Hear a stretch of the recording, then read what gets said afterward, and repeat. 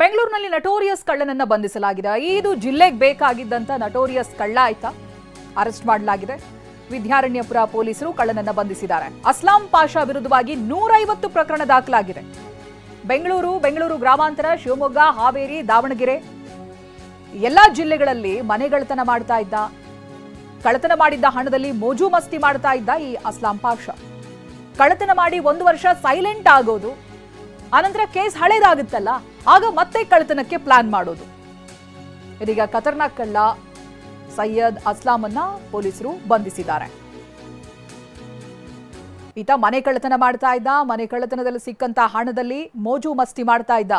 ಹೀಗೆ ದೊಡ್ಡ ಕಳ್ಳತನ ಮಾಡಿ ಅನಂತರ ಸೈಲೆಂಟ್ ಆಗ್ತಾ ಇದ್ದ. 1 ವರ್ಷ ಏನು ಮಾಡ್ತಾ ಇರಲಿಲ್ಲ.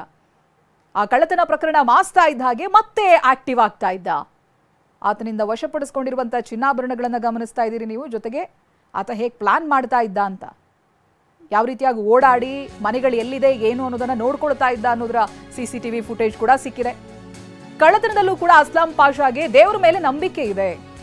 ಪ್ರತಿ ಬಾರಿಯೂ ಕೂಡ ಕದ್ದಂತ ವಸ್ತುಗಳಲ್ಲಿ ದೇವರಿಗೂ ಕೂಡ ಪಾಲಿರ್ತಾ ಇತ್ತು. ಕಳ್ಳತನ ಮಾಡಿ ಅಜ್ಮೀರ್ ದರ್ಗಾಗ್ ಹೋಗ್ತಾ ಇದ್ದ ಕಳ್ಳ, ದರ್ಗಾದಲ್ಲಿ ಹುಂಡಿಗೆ ಹಣ ಹಾಕ್ತಾ ಇದ್ದ ಈತ. ಅಜ್ಮೀರ್ ದರ್ಗಾಗೆ ಪ್ರಾರ್ಥನೆ ನಂತರದಲ್ಲಿ ವಿಲಾಸಿ ಜೀವನ ನಡೆಸ್ತಾ ಇದ್ದ. ವಿದ್ಯಾರಣ್ಯಪುರ ವ್ಯಾಪ್ತಿಯಲ್ಲಿ ಚಿನ್ನಾಭರಣ ಎಗರಿಸಿ ಇದೀಗ ಲಾಕ್ ಆಗಿದ್ದಾನೆ. ಪೊಲೀಸರಿಂದ 22 ಲಕ್ಷ ಮೌಲ್ಯದ ಚಿನ್ನಾಭರಣವನ್ನ ಜಪ್ತಿ ಮಾಡಿಕೊಳ್ಳಲಾಗಿದೆ. ಹಾಗೆ ತನಿಖೆಯನ್ನ ಕೂಡ ಮುಂದುವರೆಸಿದ್ದಾರೆ. ಈತ ಕಳ್ಳತನವನ್ನೇ ಕಾಯಕ ಮಾಡಿಕೊಂಡಿದ್ದ. 20 ವರ್ಷಗಳಿಂದ ಕಳ್ಳತನ ಮಾಡ್ತಾ ಇದ್ದ ಈತ. ತಂದೆ ತಾಯಿ ಒಟ್ಟು 7 ಜನ ಮಕ್ಕಳಿವರು. 7 ಜನ ಮಕ್ಕಳ ಪೈಕಿ 3ರದ್ದು ಕಳ್ಳತನ ಮಾಡೋದೇ ಕೆಲಸ.